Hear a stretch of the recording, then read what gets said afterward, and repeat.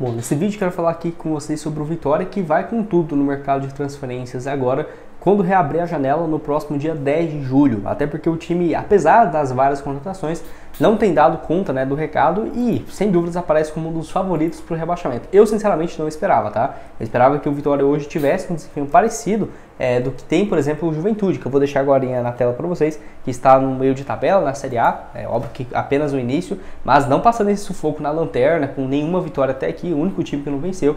Então isso aqui liga um alerta muito grande, né, de que vai sim chegar reforços para a sequência do ano, e eu vou comentar aqui com vocês alguns nomes que já foram especulados, mas a maioria aqui eu quero sugerir como opções de reforços. Ah, Gustavo, quer dizer então que esses caras vão chegar, está sendo especulado? Não é isso. São jogadores aqui, por exemplo, da Argentina, 2 uruguaios que eu acho sensacionais, tem um valor de mercado baixíssimo comparado com as últimas contratações até do próprio Vitória, e que se chegasse para setores estratégicos, meia de criação, ponta direita, que o Vitória precisa demais. Enfim, vou comentar aqui com vocês. Além disso, lateral direito, lateral esquerdo, ponta direita, volante, um cara aí mais experiente e outras opções mais jovens. Vou comentar aqui nesse vídeo de hoje, bem completo, fica até o final. Só antes de começarmos, aproveite aqui para deixar seu like, se inscrever no nosso canal. Eu me chamo Gustavo, esse aqui é o canal Black Carter Foot. Contei com a ajuda de vocês para chegarmos a essa marca aqui, ó, de 60 mil inscritos até o final do próximo mês de julho. Então você está assistindo aqui embaixo e não se inscreveu, considere deixar seu like, se inscrever, nos ajuda bastante e continua, né, ajudando a gente a crescer aqui no canal, porque esse aqui é o maior canal de notícias dos clubes fora do eixo. Nós só falamos de times fora do eixo do Brasil. Por exemplo, Vitória, falamos muito do esporte, do Remo principalmente, do Paysandu muito também, do Santa Cruz. Então se você puder se inscrever, deixar seu like, com certeza nos agrega bastante. Então bora aqui dar sequência para essa lista. Bom, vou começar aqui sobre essa matéria lá do portal, o NE45, eu já tinha comentado aqui com vocês, então não vou ficar enrolando, mas só para deixar claro que, além dessas opções que eu vou falar aqui, não é que eu tô tirando do... que o Vitória vai contratar jogador, não é isso. Até essa declaração aqui do Fábio Walter fala, ó, reforços do Vitória visa arrumar dinheiro para achar jogador adequado. Então falo sobre essa possibilidade nessa janela agora no dia 10 de julho, quando reabre, para chegar, né, jogadores do futebol europeu. Então o Thiago Carpini, futebol europeu não, tá? Do futebol sul-americano, futebol brasileiro, e aí o Thiago Carpini vai precisar, sem dúvidas, de ter reforços. Não foi confirmado ainda quantos jogadores, mas tem se falado, até o próprio Fábio Mota falou declarações, representantes, de 3 a 5 atletas, que eu acho que é o ideal para chegar no Vitória, e eu vou comentar aqui então algumas sugestões desse vídeo. Lembrando que a tabela aqui tá terrível, né? 3 pontos apenas, teve uma sequência ali que era 2 jogos que, tudo bem, pelo menos o Vitória não perdeu, mas porque era 2 jogos fora de casa, né? Mas tinha que ter ganho esse jogo aqui contra o Atlético, ó. Essa que é a questão, acabou que perdeu, aí pô, aí complica demais. Se tivesse vencido o Atlético, empatou contra o Cuiabá e Juventude fora, é fora de casa, não é fácil nunca, né?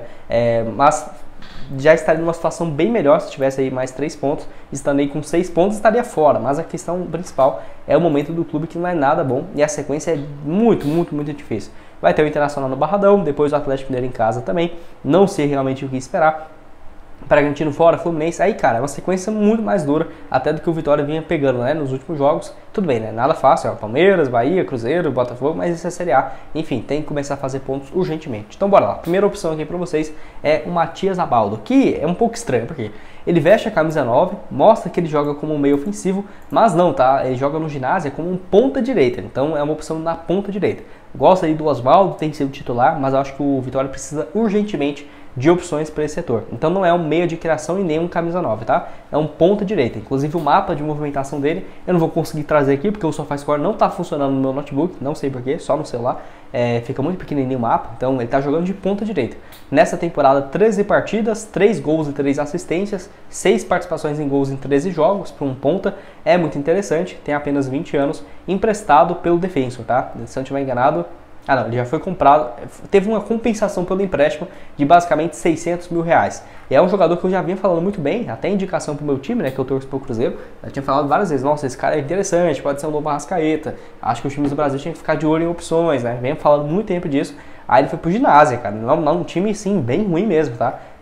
Inclusive estive lá na Argentina, num jogo entre Goiás e Ginásio. O Goiás com o time reserva ganhou deles também, tranquilamente. Com um time misto também do Ginásio, mas não é nada demais, tá? O time do Ginásio, e ele foi emprestado para lá, poderia ser uma baita opção para a Série A aqui do Brasil.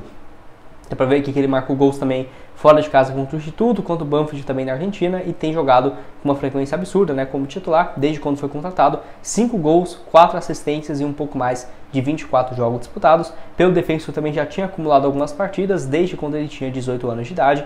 Jogou ano passado e foi campeão da Copa do Mundo Sub-20, disputada na Argentina. O Uruguai venceu. Ele foi um reserva imediato, ele entrou em 3 jogos, 2 gols e 1 assistência. E também titular do Sul-Americano Sub-20 em janeiro do ano passado, quando o Brasil foi campeão. Ele jogou como titular pelo Uruguai, mas apenas 5 jogos quando o clube caiu, né, nas quartas de finais da competição. Então, Matias Abaldo, primeira opção aqui nesse vídeo.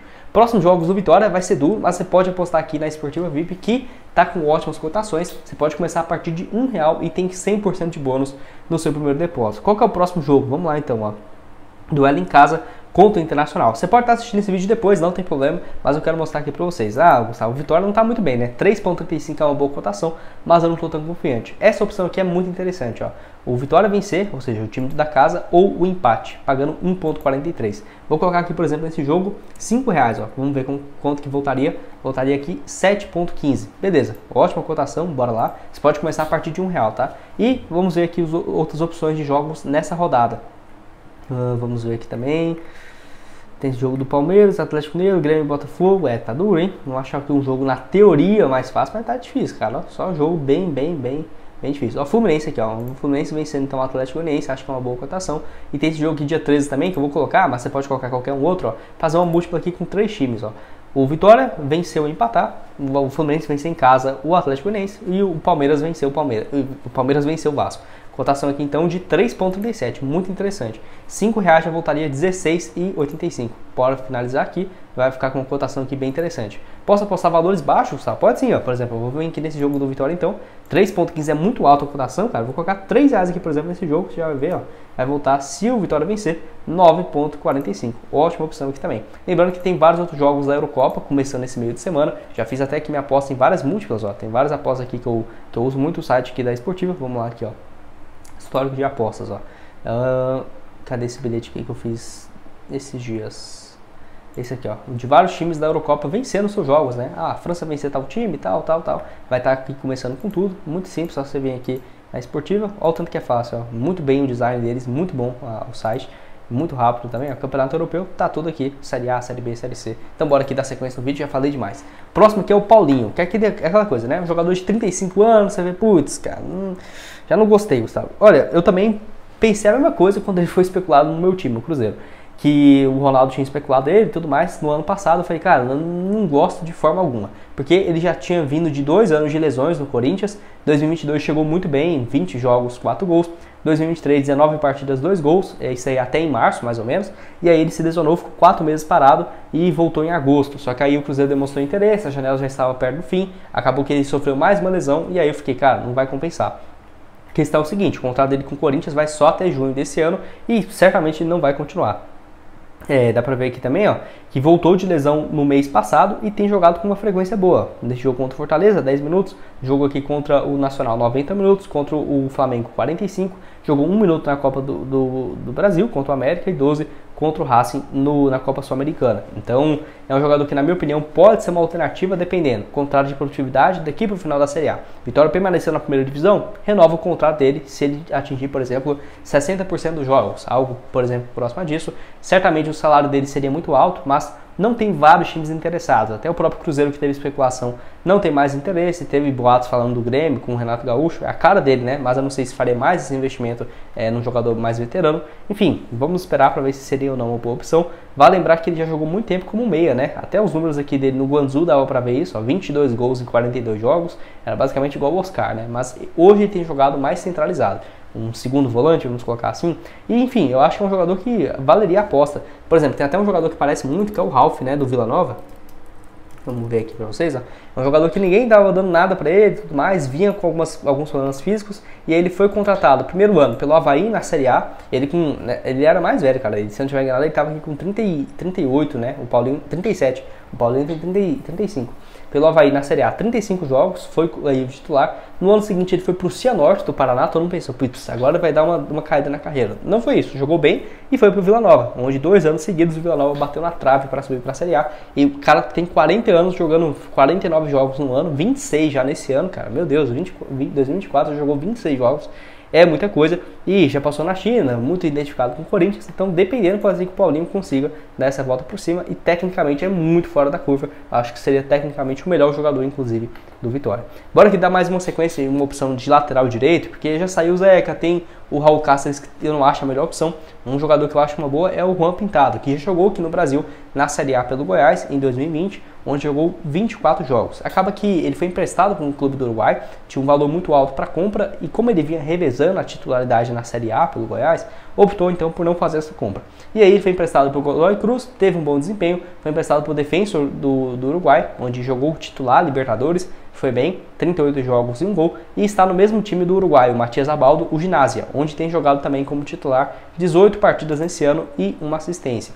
26 anos, acho que seria uma baita opção realmente nessa temporada. Dá pra ver que os últimos jogos dele também, ó, jogou aqui contra alguns times de peso, né? Vamos colocar aqui, ó, o Vélez, Defensa e Justiça, River Plate, jogou como titular, derrota por 3-1, Rosário Central, Huracan, Tajeres, enfim, vários clubes aqui no futebol argentino, e tem feito, né, uma boa temporada. Lembrando que o seu passe pertence ao Ginásia, então tentaria um empréstimo com o jogador, o Juan Pintado, aí, 26 anos de idade, uma opção para a lateral direita. Para a lateral esquerda tem um aqui que eu já falei com vocês, que seria o Matheus Pereira, 23 anos, brasileiro, é aquele nome que chega, Gustavo, com um potencial, com um destaque absurdo, meu Deus, esse cara é muito bom, titular incontestável. Não, mas na minha opinião tem um potencial gigante e vem fazendo 2 anos muito bons na primeira divisão do Campeonato Português. Nesse ano, 36 partidas, mesmo sendo lateral esquerdo, 4 gols e 2 assistências, tem contrato com o Vizela só por mais um ano, está avaliado aí na casa de 4 milhões de reais, tá? Não está muito caro, não acho um valor fora da realidade, e isso que falta um ano, pode ser que consiga contratá-lo com um valor até mais baixo do que isso. Tem só 23 anos, já jogou pelo Cruzeiro na Série B, né, 2020 e 2021, teve alguns momentos interessantes, pelo Cruzeiro um pouco mais de 50 jogos, 1 gol e 3 assistências, Série B pelo Guarani em 2022 foi muito bem, 26 jogos, 3 gols e 1 passe, até que ele foi negociado com o Vizela no meio da temporada de 2022 e por lá segue com um ótimo desempenho. Dá pra ver aqui, ó, jogando sempre como titular. Na reta final ele aproveitou para marcar alguns gols, né? Esse aqui, ó, contra o Estrela Amadora, 1 gol e 1 assistência, e ó que ele entrou no finalzinho, cara, jogou só 31 minutos, estava sendo poupado, e no último jogo foi titular e marcou gol ainda, mesmo sendo um lateral esquerdo, mas num esquema de 3, que a equipe do Vizela trabalha muito, ele joga muitas das vezes como meia esquerda, então acaba participando muito do ataque. Dá pra ver aqui pelos números dele de desempenho nessa temporada, e muito mais como titular do que reserva, né? Deixa a sua opinião aqui embaixo. E o último seria uma opção para a camisa 9, até porque o próprio Ítalo Ferreira já tinha falado sobre essa possibilidade dele, por exemplo, de o Ítalo Rodrigues, né, de contratar jogadores do Volta Redonda. E sem dúvidas o mais conhecido seria o Carlinhos, que acabou indo para o Flamengo, ó, 14 jogos, 9 gols no campeonato estadual. E esses 9 gols, cara, foi contra times de cima, né? Flamengo, Botafogo, Fluminense, Vasco, ele marcou gols contra todo mundo. Acho que só contra o Flamengo que não, é isso. Mas marcou 2 contra o Vasco, 2 contra o Botafogo, 2 contra o Fluminense, cara, sensacional. E aí foi pro Flamengo. A grande questão é o seguinte, o último jogo dele foi só em abril, dia 21 de abril. Tô gravando esse vídeo em junho, então já não entra em campo, tem 2 meses. Foi relacionado para alguns jogos no mês passado, mas certamente o Flamengo vai emprestar o jogador, né? Tudo bem que ele tem um contrato de mais 2 anos, mas o problema não é que, nossa, ele é ruim ou que o Flamengo contratou ele só para fazer mídia. Não foi isso. Porque o Gabigol poderia ter a chance de ter ficado suspenso, né, do futebol aí por um ano e meio. E aí até abrir a janela de transferências internacional, o Flamengo só poderia contratar jogadores do Brasil. E só tinha opções aqui no Brasil interessantes e com custo baixo para ser um reserva do Pedro. O Flamengo não tinha outro centroavante, nem na base, seria aí o Carlinhos. Por isso que ele foi contratado. Na minha opinião, poderia ser uma boa opção também. Tudo bem que o Vitória já tem vários nomes para centroavante, mas nenhum tem dado conta do recado, né? Nem ali o próprio Alejandro, nem o Luiz Adriano, nem, por exemplo, a opção ali que seria do Léo Gamalho, se voltar. Eu acho bem complicado ter essa sequência. Enfim, tem revezado bastante. Até os números nessa temporada do Luiz Adriano, que chegou para ser esse camisa 10, um camisa 9 de peso, né? 11 partidas, apenas 1 gol. Para ver também até que uma sequência bem ruim, né? Com a camisa do Vitória. Não ficaria surpreso se aparecesse alguma possibilidade de sair, até tivesse uma limpa bem grande na equipe. Você concorda comigo? Discorda? Pode deixar sua opinião aqui embaixo nos comentários. Outras sugestões de conteúdos do Vitória vão estar aqui na tela. O link também para você começar na esportiva, nesse próximo jogo em casa contra o Internacional, ou início da Eurocopa, várias outras partidas da Série A, Palmeiras e Vasco, tá aqui para vocês. E outras sugestões de vídeos que eu já trouxe aqui de opções de reforços, tá bem bacana, centroavante, ponta esquerda da Argentina, do Uruguai, muitas boas opções. E nos vemos numa próxima. Valeu!